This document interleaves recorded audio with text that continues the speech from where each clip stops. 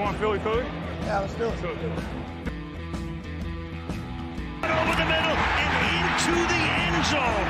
Zach Ertz for the touchdown. The Philadelphia Eagles are Super Bowl champions. Eagles fans everywhere, this is for you. Et bonjour à tous, bonjour et bienvenue pour cet épisode 52 du Fly Podcast Fly pour la deuxième semaine d'affilée. C'est la première fois qu'on peut le dire cette saison. On revient pour un podcast de victoire. Et comme on est des gens modestes, évidemment, on n'invite personne quand on perd. Par contre, quand on gagne, on n'hésite pas à inviter ceux qui ont perdu. Donc aujourd'hui, on a la chance de recevoir Elio. Bonjour à toi. Salut tout le monde.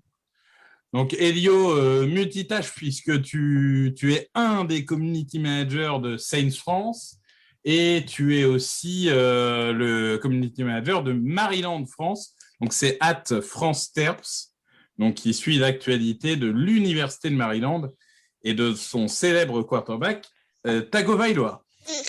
L'autre Tagovailoa. Ouais. Loïc, bonjour à toi. Loïc, il est en train de faire gazo avec sa fille, il en a plus rien à faire. Mais bon, je te salue quand même, parce que je me dis peut-être que tu vas parler des Eagles à un moment. Hein. Bah oui, attends, on lui a mis le body porte-bonheur dimanche et boum, on a gagné. Ouais, moi aussi, j'avais mis les maillots. Et j'ai évidemment Grégory avec moi également. Bonjour à toi, Grégory. Bonjour, j'ai essayé de mettre le body, mais comme ils sont trop grands maintenant... ah oui, tu auras du mal à leur mettre le body, ouais. Ça marche difficilement, là. Tu m'étonnes. Donc, messieurs, on va parler d'une victoire. Alors, une victoire qui a été très longtemps facile, dirons-nous, face à des Saints décimés, hein, puisque Alvin Kamara, Teron Armstead et Ryan Ramczyk étaient absents, entre autres, hein, parce qu'il y a d'autres absents, mais c'était vraiment une attaque, en tout cas, décimée. On a rapidement mené 7-0, 14-0. On a même monté jusqu'à 20-7, 27-7. Donc, c'est le score à la mi-temps, si je ne dis pas de bêtises. 27-7 qui est l'œuvre de l'attaque, mais également de Darius Slay, qui marque un touchdown défensif juste avant la mi-temps. On arrive au milieu fin de troisième quart-temps, c'est même bien la fin de troisième quart-temps. On met 33-7 plus 26. On se dit, le match est fini, on a gagné. Et finalement, en quelques minutes, on va prendre 2 touchdowns et on va redonner la balle aux Saints. Donc, on se retrouve à 19-33, donc 14 points d'écart, balle aux Saints. On tremble un peu. On est toujours quand même largement devant, mais on tremble un peu. Là, les Saints prennent une décision un peu étrange de taper le field goal plutôt que d'aller chercher le touchdown. On demandera à Elio s'il en pense, mais du coup, ils reviennent à 11 points et finalement, juste derrière, on marque un touchdown pour sceller la victoire. On finira par prendre un touchdown dans le garbage time, mais sans aucune conséquence. Et on gagne ce match 40-29. Bilan de 5 victoires pour 6 défaites. Donc, il ne nous reste plus qu'à taper les Giants et on sera à égalité. Elio, toi qui es notre invité, je vais te faire parler en premier. Qu'est-ce que tu as pensé de ce match ? Notamment, je vais te lancer sur une première chose, c'est la défense des Saints, qui était peut-être moins affaiblie que l'attaque. Depuis le début de la saison, les Saints sont irréguliers, mais la défense est globalement au rendez-vous. Là, elle s'est pris 40 points, enfin 33 points exactement offensivement. Est-ce que c'est l'attaque des Eagles qui a trouvé une identité et qui est difficile à arrêter, ou est-ce que c'est la défense des Saints qui est passée à côté ? Je pense sincèrement que le problème, il vient surtout de l'attaque, dans le fait que finalement, il y avait tellement de snaps défensifs à jouer de notre côté qu'à un moment, tu te fais submerger assez facilement, quoi. Alors, on tenait de temps en temps, on allait même trouver le sac ou la pression sur Jalen Hurts, et finalement, je pense que la défense a passé beaucoup trop de temps sur le terrain, en fait. Au début, c'est vrai qu'on fait quelques erreurs et que ça permet à Philadelphie d'inscrire des touchdowns, mais sur le reste du match, on voyait que tout le monde était un peu lessivé, qu'ils en avaient marre de courir. Enfin, c'était assez compliqué à gérer. On faisait que des free and out en attaque, la défense devait revenir. Et on s'est retrouvé dans une situation délicate à ce niveau-là. Donc, je dirais pas que c'est un fiasco défensif tant que ça. Je dirais que c'est plus le fait que jouer les 3 quarts du match, c'est compliqué. Et puis, je pense qu'on n'a pas été assez habitué à se retrouver face à des quarterbacks mobiles. Et Jalen Hurts en a pas mal profité avec notamment 3 touchdowns à la course, aucun à la passe. Hein, finalement, la défense aérienne a été plutôt correcte. Voilà, pas grand-chose à dire. C'est un match à oublier, mais pour moi, la défense, c'est pas ce qui a réellement pointé du doigt.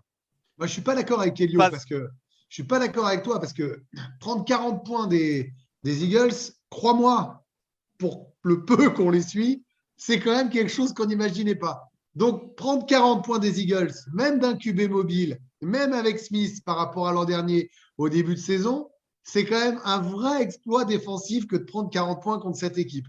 Là, il y a une semi-ironie, une semi-réalité. La deuxième chose, c'est que le jeu à la passe n'a pas eu besoin d'être efficient et efficace, puisque on a réussi à dominer en courant. Donc, il n'y a même pas besoin de forcer. C'est-à-dire que dès que Hurts a vraiment voulu trouver les 2-3 fois où c'était important, Goddard et Smith, ça a été fait. C'est pas pour dire que c'est la faute des Saints. Hein. Moi, je les ai trouvés sans inspiration. Puisque tu es là, je les ai trouvés sans inspiration, sans génie. Il n'y a pas, évidemment, là en ce moment, c'est compliqué au niveau du quarterback. Je les ai trouvés fades un peu partout. Et à contrario, et c'est aussi ce qui intéresse dans ce podcast, je les ai trouvés très réalistes, justes et lucides. Bon, Loïc. Problème, c'est... Ah, pardon, vas-y, Elio, vas-y. Je terminerai là-dessus. C'est vrai qu'on a un gros souci de défense contre la course. On sait qu'on a clairement qu'un seul D-tackle qui est bon pour ça. Et là, ça n'a pas suffi. La preuve en est, on a mangé 242 yards à la course. J'ai quand même une satisfaction pour la défense dans les airs, mais c'est vrai que je vais un petit peu tempérer mes propos et que Greg a raison. On n'aurait pas dû non plus prendre ça. Et voilà. Assez compliqué. Et voilà. Non, mais après, vous étiez statistiquement une des meilleures défenses contre la course, mais comme tu avais dit, vous n'avez pas affronté beaucoup de quarterbacks mobiles. Hein. C'est sûr que c'était plutôt du jeu traditionnel. Loïc, petit quiz. Quelle est la dernière fois, hors playoff, parce que sinon c'est trop facile, qu'on a marqué 40 points? Hors playoff. Ouais. Je me demande si c'est pas le match où Wentz il se fait les croisés. C'est le match contre les Rams où Carson Wentz se fait les croisés. Quel talent! Quel talent ce Loïc, incroyable. Loïc, parle-nous toi aussi de l'attaque et de Bébé Jalen. Là, on peut dire que Bébé Jalen et l'attaque en général, c'est confirmé, on a une identité. Et pour l'instant, ouais, on a une identité et surtout pour la deuxième année de suite, c'est la deuxième année de suite où les Saints se font... S'il y a un match dans la saison où ils se font défoncer au sol, c'est encore une fois contre Hurts et les Eagles, déjà l'année dernière. C'est vrai. Là, ça a été encore plus flagrant. C'est vrai qu'offensivement, même pas offensivement, la première mi-temps est quasi parfaite au final. Si on enlève au final, la seule chose qui maintient les Saints en vie en première mi-temps, c'est le fumble de Sanders dans les 5 yards. Et le quasi-fumble, encore une fois, dans les 5 yards. Heureusement qu'il y avait forward progress, sinon il refaisait la même ânerie. Et non, c'est vrai que physiquement, je pense que physiquement, on l'a vu notamment avec Mailata contre Davenport et Cameron Jordan. Je pense que je suis pas sûr que les Saints aient l'habitude de se faire botter le cul physiquement comme ça par la ligne offensive des Eagles notamment. Que ce soit Lane Johnson, même Dickerson, Mailata.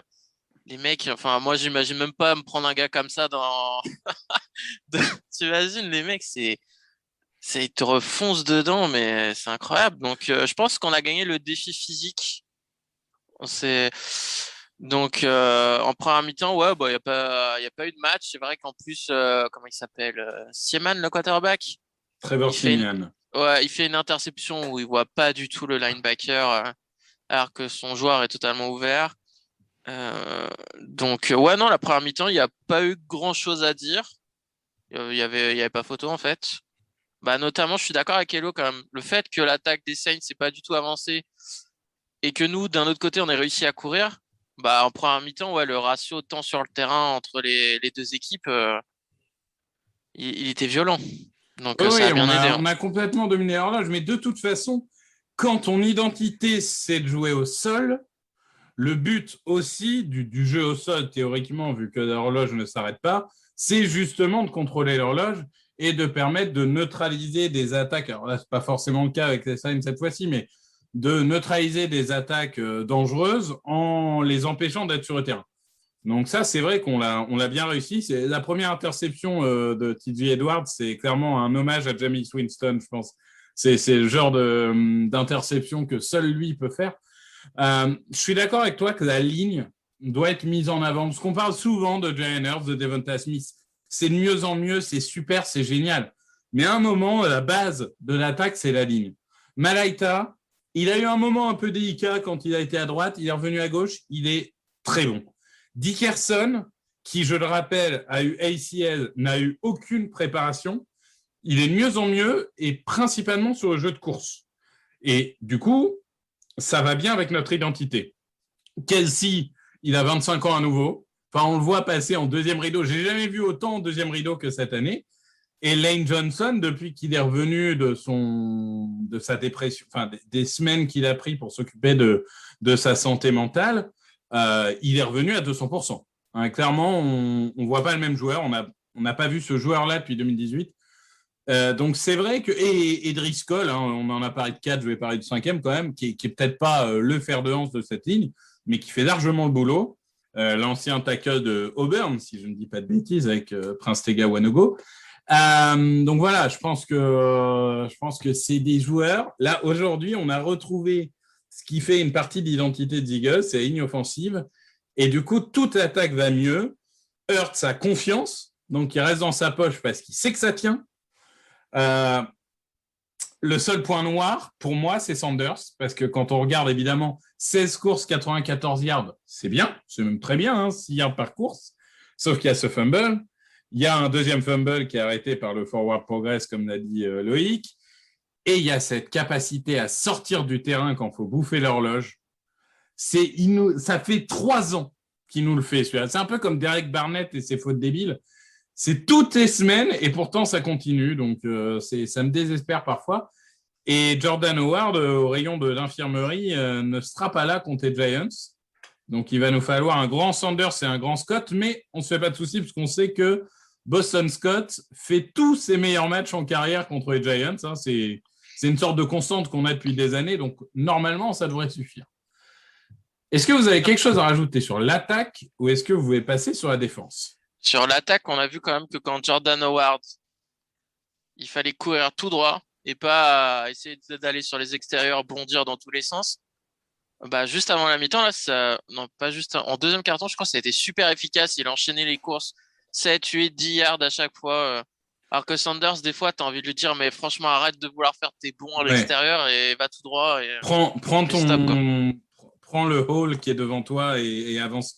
Je suis assez d'accord, mais de toute façon, pendant des semaines, on a tous dit, et principalement toi et Greg, qu'il fallait un coureur puissant, Et ben, on voit bien qu'avec un coureur puissant, ça marche. Donc, je pense que si Howard ne revient pas l'année prochaine, ça sera une des priorités de la fin de draft. Mais clairement, on va devoir jouer les Giants sans coureur puissant, et ça, c'est pas forcément une bonne nouvelle. J'imagine que tu vas parler de Sirianni après, on parlera de la défense, parce qu'il y a des défenses qui méritent, mais dans l'attaque, on peut en parler maintenant, vas-y. Hein. Moi, ce que j'aime, c'est tu réclamais à corps et à cri, et à juste titre, de la progression. Là, je suis épaté, j'ai pas d'autre mot, impressionné par la progression de Nick Sirianni, qui était notre cible il y a encore pas si longtemps, parce qu'on trouvait qu'il ne savait pas forcément gérer cette attaque. Il a changé du tout au tout. C'est très spectaculaire d'être passé quasiment du tout pour la passe au tout pour la course.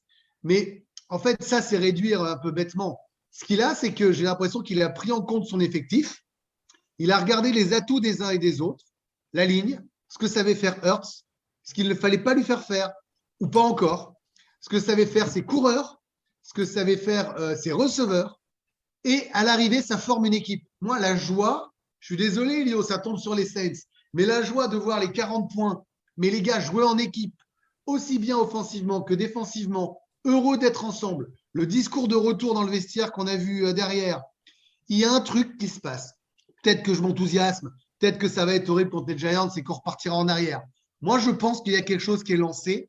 Et avec 3 premiers choix à la draft qui ne seront plus dans le top 5, hein, visiblement, mais en tout cas de quoi construire et consolider cette escouade, on a peut-être un bel avenir. Je suis assez d'accord avec ça. Je rajouterais juste qu'il progresse, il a trouvé une identité, ça joue bien offensivement. On a fait 175 yards au sol, 4 matchs d'affilée, tout est parfait. Le dernier test pour lui, ça sera le jour où la course ne marche pas contre les Giants ou contre les Jets ou contre Washington, le jour où ça ne marche pas, parce qu'il y a des jours où ça ne passe pas, comment on s'adapte? J'attends de voir comment ils s'adapteront, mais ce n'est pas contre Sirianni, c'est juste, là pour l'instant, il a raison de continuer, ça marche. Je suis curieux de voir le jour où il sera testé. Alors, j'ai deux personnes qui veulent parler. Je vais donner priorité à l'invité. Vas-y. Elio, tu avais quelque chose à dire là-dessus? Oui, juste pour la petite anecdote amusante, je sais pas, mais en tout cas, il y avait quand même plusieurs t-shirts. J'ai croisé plusieurs t-shirts de kick-out Sirianni au stade. Ils sont outdated. Elio, on l'a pas dit. Ouais. D'ailleurs, tu étais au Lincoln ce week-end. Donc, Ouais. mais Sirianni, je pense qu'il y a, pour l'instant, tout le monde lui donne le bénéfice du doute. Autant Gannon est encore un peu. Ah ouais, bah, j'espère. Loïc, tu voulais rajouter? C'était Loïc qui avait un kick-out au Wii, c'est pour ça en fait. Loïc, je l'ai il les toujours, vend, les je maillots. me le suis fait tatouer et tout. Non, après, il faut noter quand même que offensivement, la deuxième mi-temps, donc déjà, défensivement, les Saints se sont adaptés forcément, mais offensivement, la deuxième mi-temps, ça a été inquiétant dans l'attitude en tout cas. Tu sentais que les mecs, notamment au troisième quart-temps, quand ils avaient le ballon dans les 20-30 derniers yards des Saints, parce qu'il y a eu un fumble, parce que il y a eu des bonnes positions de départ sur le terrain, tu sentais que les mecs, quand même, ils étaient un peu pépères, ils étaient un peu tranquillous, d'ailleurs, Sirianni a pris la responsabilité après le match, hein, en disant que il s'était planté. C'est déjà contre Denver, le troisième quart-temps offensivement, tu sentais qu'ils avaient un peu levé le pied. Là, encore une fois. Sauf que cette fois, les Saints, ils ont eu un moment là, je ne sais plus combien de points ils ont mis en 5 minutes. Il va falloir faire attention parce que faudrait pas que ça coûte un match d'ici la fin de l'année de se la jouer un peu tranquille pendant tout un quart-temps et de le regretter à la fin du match alors que tu avais le match. Franchement, je vous ai vu flipper. Moi, j'étais pas du tout inquiet. Alors, je suis peut-être l'optimiste. Tu as raison de le souligner. Hein, je me mets pas contre toi. Tu as raison de le souligner. Je dis juste que ça fait partie, à mon sens, de l'apprentissage d'un coach en première année, d'un QB qui est en deuxième année. Tout ça, tu as raison de le souligner. Il faut plus que ça recommence. Il faut qu'ils apprennent de ça. Mais voilà, tu vois, c'est pas récurrent encore. Voilà.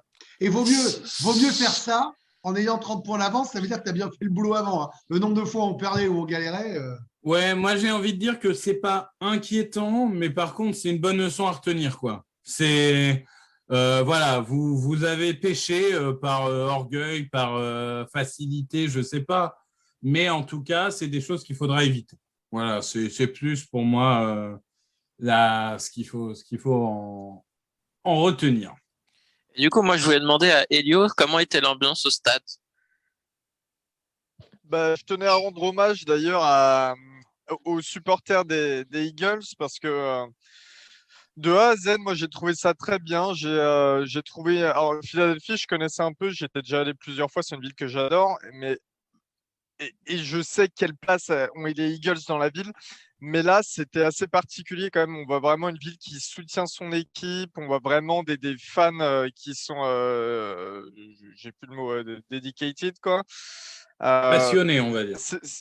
Passionnés, voilà, exactement, des fans passionnés et une très belle ambiance, beaucoup de bruit dans le stade pour tout ce qui était aussi un petit peu ambiance animation autour du stade, c'était super, voilà, avec le Fly Eagles Fly, les feux d'artifice H24. Non, j'ai passé un bon moment. On nous dit souvent que les fans des Eagles peuvent rapidement déborder. Voilà, oui, c'est la réputation. Hein. On a la réputation d'avoir une fanbase qui peut être toxique envers les autres et envers soi-même, et qui est très fervente, mais qui peut rapidement être toxique. C'est ça.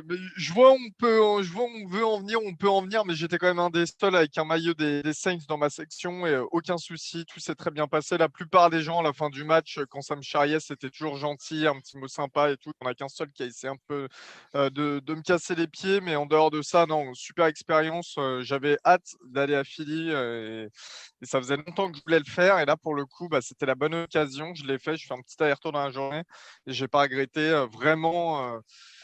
Je rends hommage à cette fanbase qui est quand même assez exceptionnelle et à cette ville qui est Philadelphie, qui a une histoire assez particulière qui est un petit peu l'oublié du nord-est des États-Unis, alors que vraiment, c'est une ville super. Donc voilà, si On jamais est vous moins avez, oublié que vous avez Baltimore, l'occasion hein, de quand passer même. par là-bas, vas-y. Baltimore, c'est le bout du bout. Alors, hein, quand même. Ouais, mais Baltimore, il n'y a rien à Baltimore. Hein. attention, parce que je suis à Baltimore la moitié du temps. Là, j'y serai encore tout à l'heure. Donc attention, j'ai fait Baltimore-Philadelphie dimanche. C'était mon aller-retour. Baltimore, il y a Michael Phelps, c'est tout. Enfin, je veux dire, Et du coup, c'était quoi le moment qui a fait le plus de bruit dans le stade, le pick six de Slay ou...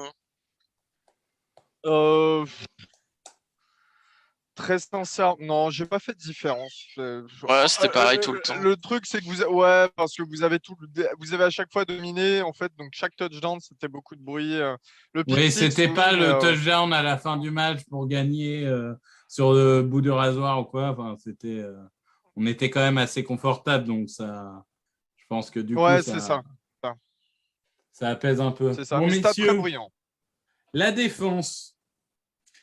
Est-ce qu'on est content parce que Darius Slay, il a fait un pick six ou est-ce qu'on est inquiet parce que l'attaque de Trevor Siemian sans tackle et sans Camara nous a mis 29 points. Allez, j'enlève le dernier touchdown, nous a mis 22 points. Greg. Mais ça va, 22 points. C'est magnifique. Et en plus, il y a une zone de relâchement, comme évoqué avec justesse par Loïc. Donc, moi, je trouve que dans l'ensemble, la défense, elle a fait son boulot. En plus, on a eu des blessés par intermittence ou par moment qui nous ont fait du mal. Moi, elle ne sera pas parfaite jusqu'au bout. À l'arrivée, elle a progressé elle aussi. On sait que c'est peut-être plus le point faible que l'attaque. Dans l'ensemble, elle a quand même contenu une attaque en face qui n'était pas dingue. Il y a eu ces 5 minutes un peu gênantes, mais qui sont autant dues à un relâchement, un manque de concentration, un manque d'inexpérience qu'à un mauvais niveau. Moi, je préfère franchement retenir un Darius Slay All-Pro, des joueurs impliqués, un blitz efficace, c'est bien. Bon, ben voilà, il y a eu une mauvaise couverture de Maddox à un moment, mais il fait un bon match, il continue dans sa bonne saison. Moi, j'ai bien aimé la ligne. Non, mais franchement, bien sûr, il y a plein de joueurs à cibler, plein de trucs, mais elle n'a pas été homogène puisqu'il y a des joueurs qui sont sortis après des coups, des blessures, et dans l'ensemble, bah, elle ne fait pas perdre le match. Moi, c'est tout ce que je demande à la défense. Je demande à l'attaque de faire gagner le match et à la défense de ne pas le faire perdre. Et la mission est réussie. Moi, je vais juste rajouter deux choses, une positive et une mixte. La positive, c'est qu'on n'a jamais autant blitzé là, et c'était enfin efficace. Et ça, je pense, ça fait la différence. Quand on arrive à blitzer, ça fait vraiment la différence. Et ça, je pense que c'est vraiment le bon point de ce match. L'autre point, c'est que Trevor Siemian fait 214 yards à la passe. Sur ces 214 yards, il y en a 84 qui sont encaissés par les defensive backs. Et tout le reste est encaissé par les linebackers. Donc, c'est une bonne chose pour les defensive backs parce qu'ils ont tenu le match et je pense qu'ils font un vrai bon boulot. Mais d'un autre côté, surtout avec la blessure de Davion Taylor, même si TJ Edwards fait un bon match, etc., j'ai l'impression que tu peux avoir le meilleur système du monde, les meilleurs appels, etc., tu prendras quand même toujours des yards et des points parce que on n'a pas les linebackers. Quoi. Et c'est quelque chose qu'on n'arrivera pas à résoudre avant l'année prochaine. Mais tu auras toujours cette valise de points que les tight ends vont te mettre parce que nos linebackers ne sont pas capables de courir.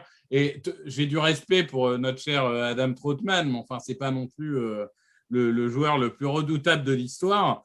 Il se baladait un peu avant de se blesser. Donc voilà. Elio, je ne crois pas que tu aies donné ton avis, toi, encore sur la défense. Je suis un peu perdu là. Non. Alors, au niveau, je vais peut-être un petit peu plus parler attaque des Saints dans ce cas. C'est vrai qu'on est arrivé avec une attaque complètement backup à tous les postes. Le seul titulaire, c'était Mark Ingram. On n'avait pas également Tyson Hill qui nous permet d'obtenir des first downs parfois assez facilement, j'ai envie de dire. Ce qu'il ne faut pas oublier, c'est que Trevor Siemian, je ne suis pas fan du joueur, enfin des personnes ne l'est, on va dire, mais cela dit, ses premiers matchs sous nos couleurs, il assure quand même la plupart de ses passes manquées. En fait, ce sont des drops. Lui, il fait bien le boulot. Et bon, là, voilà, il met une mi-temps pour se mettre dans le rythme. C'est une mi-temps catastrophique même.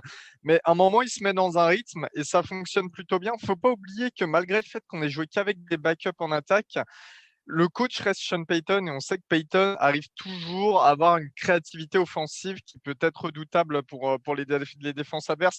Alors parfois, son ego lui fait faire des choses, le force à rester sur des plans de jeu totalement stupides et pas adaptés.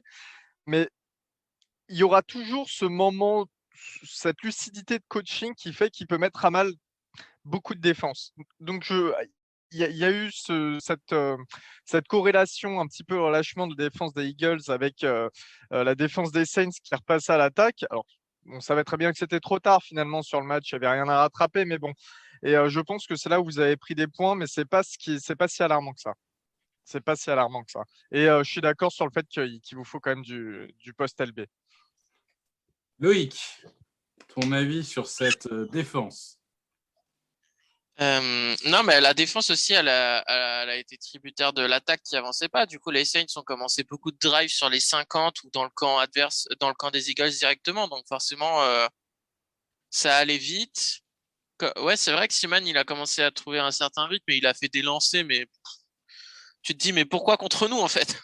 Ça reste un top 5 backup. Hein. Je pense que même avant le début de la saison, on était Parce à peu que près tous d'accord je crois que c'est pour dire que c'est un des backups de luxe. le touchdown, je crois, en première mi-temps, là, où il fait une passe, mais enfin, tu te dis, mais comment il a fait? Comment c'est possible qu'un backup fasse une passe comme ça? Et tu commences à te dire, mais qu'est-ce qu'il va nous faire après?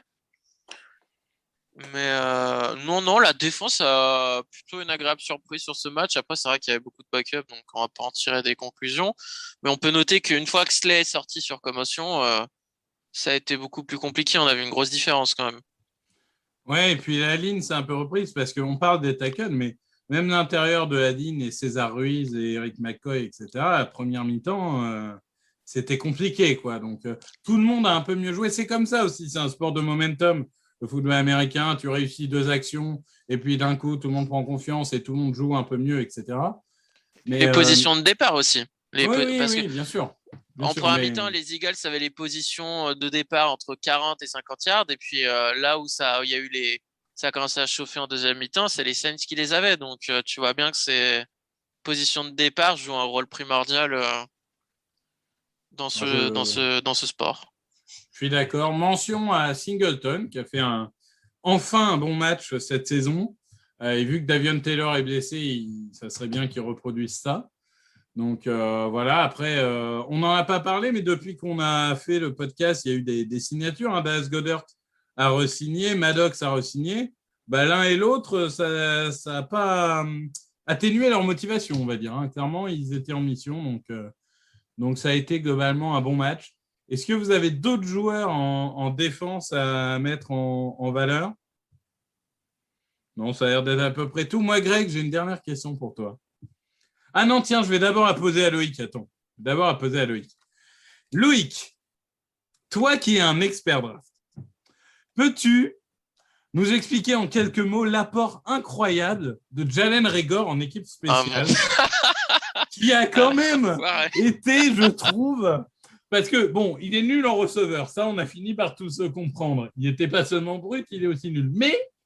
Mais là, il est encore plus fort parce que s'il y a un truc qui est quand même censé être un peu un intangible et quand même machin, c'est que quand tu es un bon retourneur en NCAA et qu'en plus il a retourné un touchdown l'année dernière, on se dit tu vas être un bon retourneur en NFL. Qu'est-ce que tu as pensé de la prestation de notre incroyable Jalen Reagor dans ce match? Je ne sais pas si vous avez fait la remarque, mais en deuxième mi-temps, les Saints sur les kick-offs, le kicker tapait délibérément plus court pour que Reagor retourne le ballon. Et du coup, ça leur donnait une meilleure position sur le terrain. Mais bien sûr. Mais de toute façon, ils l'ont fait à chaque fois. Là, il a un peu le syndrome Sanders. C'est au lieu d'aller tout droit et de se dire je vais gagner 5-6 yards. Non, il se complique la vie. Il en perd 4 en faisant du droite-gauche. Mais tout le monde ne sait pas faire ça. Donc, tout le monde n'est pas Deshaun Jackson. Greg, je sais que c'est ton ami Jalen Reagor. Alors, on est d'accord que là, c'est Hall of Fame. Hein. Enfin, on est borderline. Non, mais je n'ai pas prévu de m'agacer. Je vais le dire calmement. C'est un four, mais contrairement à l'illustre J.J. Arcega-Whiteside, qui du coup devient légendaire et sympathique, on le rappelle, le plus grand bloqueur de l'histoire des receveurs, le meilleur bloqueur. qui a réussi un catch magnifique, plutôt que de dire du mal de Reagor, Je vais dire, je veux qu'il sorte et qu'on mette JJ à sa place en receveur. Voilà. JJ Arcega-Whiteside. Attends. Une fois qu'on a dit ça, vu Un tout ce four qu'on du a dit premier sur tour JJ, pour un four du second. Hein. voilà, une fois que Non, j'ai non. dit ça, je ne peux pas dire plus de mal de Reagor. Arcega-Whiteside, qui est évidemment qui a été recruté au deuxième tour pour bloquer sur des courses, hein, évidemment. Mais rappelons qu'avec sa réception de 23 yards, Arcega-Whiteside a fait plus de yards que Reagor sur les 4 derniers matchs. Et ça, c'est beau, ça. Ça, c'est magnifique. Ça en dit beaucoup sur l'apport de Jalen Reagor, qui est donc à, quand même, là, je suis en train de regarder, 23 réceptions, 160 yards, 7 yards par réception. C'est beau. C'est beau. Il y a quelque chose chez lui. J'arrive plus à m'en passer, Reagor. Mais est-ce qu'on n'aurait pas fait chacun d'entre nous plus de yards que Reagor sur les 4 derniers matchs? Je pense qu'honnêtement, même avec mon bidon à faire pâlir Landon Dickerson, je suis capable de faire plus de yards que lui. Non, mais après, il y a un truc, c'est qu'il a complètement perdu confiance. C'est-à-dire qu'il va dans le mauvais sens. En foot, on dirait qu'il fait un contre son camp à chaque fois. C'est-à-dire qu'il n'arrive plus à être lucide sur une course. Il n'ose plus. Donc, non seulement il n'est pas bon, mais en plus, comme il a perdu la confiance, chacun de ses mouvements est parasité. Voilà, c'est terrible. C'est terrible. Je pense qu'il va falloir qu'il se reprenne. Moi, j'avais dit à Elio veut dire un truc. Tu n'as pas vu Elio, mais je crois qu'il veut en rajouter une couche. Vas-y. Non, mais justement, je suis totalement d'accord avec Greg. C'est vrai que d'ailleurs, avec un public aussi impressionnant que le vôtre, c'est assez facile pour un joueur de perdre confiance et de ne pas forcément la retrouver. Alors, c'est vrai que Reagor, Victor, qui suit aussi la NCAA, c'est forcément bien que c'était peut-être pas le meilleur pick de base, mais ça fait quand même 2 first round utilisés sur 2 receveurs ces 2 dernières années. Normalement, vous devriez avoir un combo sympa et finalement, c'est pas du tout le cas. Malgré que oui, on a un générationnel. Mais... Attention, Elio. Voilà, non, mais c'est vrai. Hein. Non, mais c'est vrai. C'est vrai. Un Iceman. Mais c'est vrai qu'en l'occurrence, j'appuie totalement Greg. Le public, l'environnement peut aussi faire complètement perdre les moyens d'un joueur et il ne faut pas l'oublier, mais c'est vrai que c'était catastrophique. Moi, sincèrement, quand je voyais les returns de mes yeux, je me disais oh. Ah, mais Reagor, moi, j'avais plutôt au second tour, mais ça fait un an que je le défends en disant il était dans une attaque de TCU qui était quand même une attaque catastrophique où il avait très peu d'arbres de tracé, etc. Donc, il était très brut. Il y a du potentiel, il faut le laisser le temps de se développer, blablabla. Bla, bla, bla. Sauf que si tu ne bosses pas, tu ne te développes pas et il ne bosse pas. Quoi. Il y a un moment, non, mais moi, je vous l'avais dit qu'il fallait prendre Justin Jefferson. Oui, tu nous l'avais dit, oui. J'ai un podcast où ton coup de cœur, c'est Jalen Reagor. Ton coup de cœur, c'est Jalen Reagor et ton coup de gueule, c'est Justin Jefferson. Non, mais alors là, on l'a en podcast. On l'a en podcast. C'est l'épisode 2, 3 ou 4, mais alors on l'a en podcast. Hein, on peut et derrière, on a Victor qui rajoute il est un peu brut, mais vous allez voir. Pour peu qu'on arrive à lui faire apprendre. Bon, on n'avait pas prévu qu'il était complètement neuneux. Non, moi j'ai dit que je ne prendrais ni Reagor ni Jefferson. Bon, je me suis trompé pour Jefferson, mais j'aurais pris aucun des deux. Mais après, mais tant mieux qu'on soit gouré parce qu'on a un receveur générationnel. D'accord. Ouais. Eh oui. Bon, mais c'est vrai que Devonta Smith, il est pas mal. Hein. On ne le connaissait pas, il venait d'une petite université comme ça, choisi en fin de draft.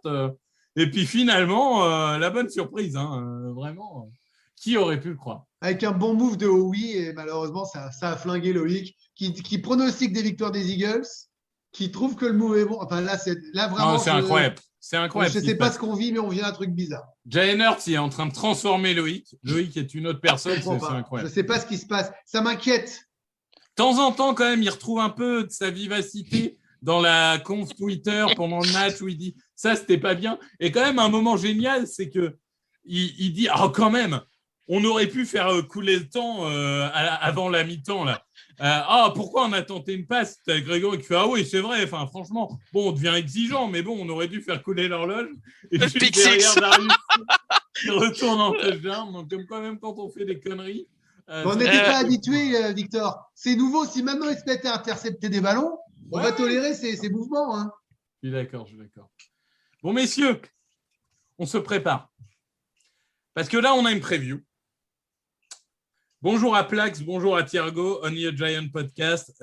Bonjour messieurs. Non, mais c'est bon, c'est les Giants, on va gagner le match, il n'y avait rien d'autre à dire. Le mauvais œil, toi. Et en plus, après la semaine d'après, c'est les Jets, on n'a jamais perdu contre eux en saison régulière. Allez, le hop, mauvais œil. après, c'est la baille, c'est bon, on passe dans un mois. Allez, hop. On garde la stat sur les Jets pour après.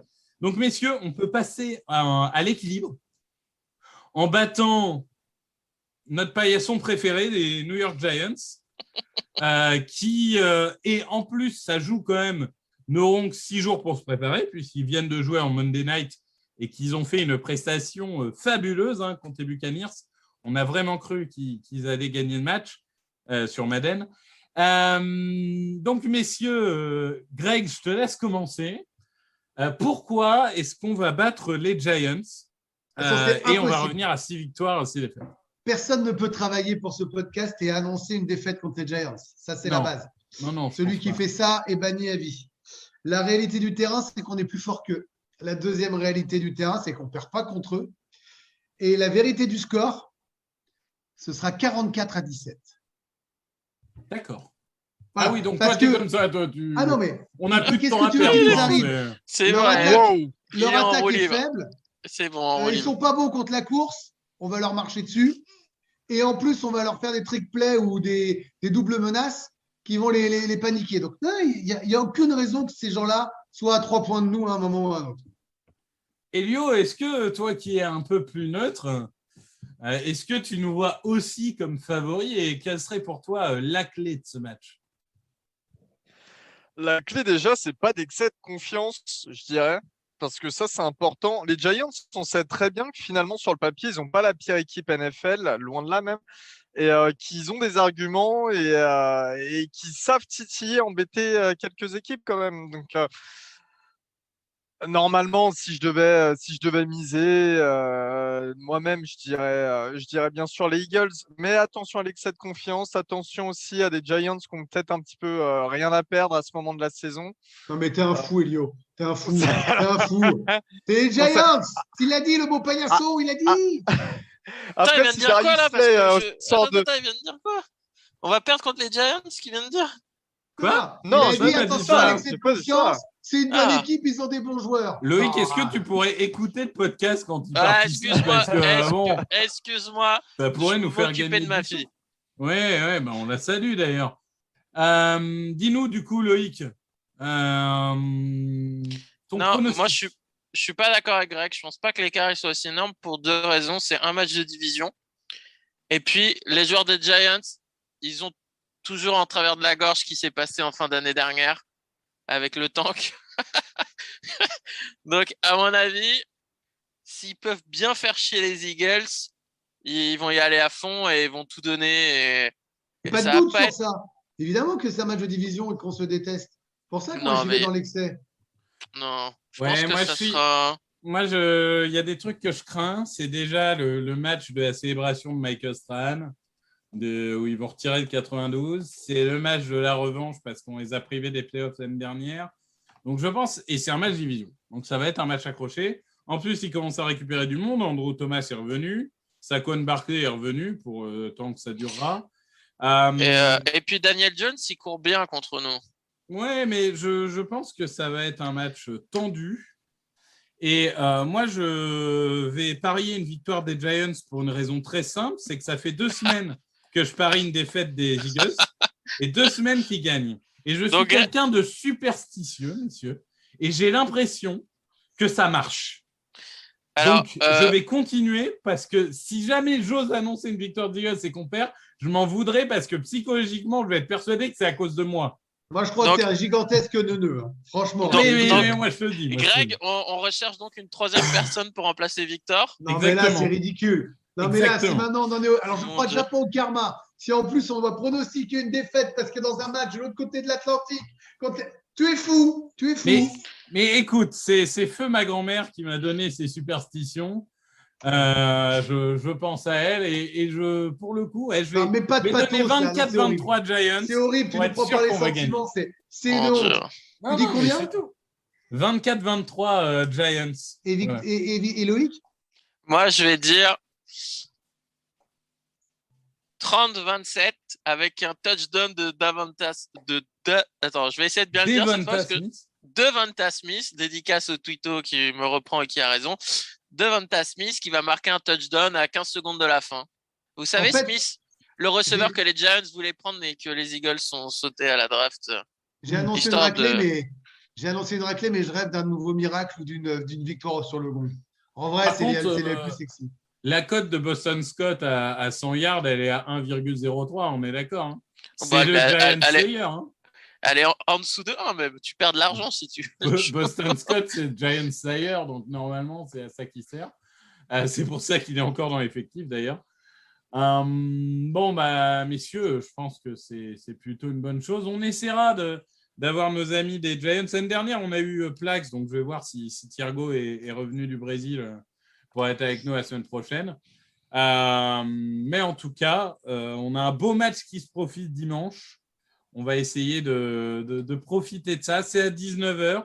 Ne ratez pas ça. Elio, toi, les Saints, ça va où? On joue face aux Bills pour la dinde de Thanksgiving. Donc voilà. Ah oui, c'est vrai, vous êtes le match de la nuit de Thanksgiving, c'est vrai.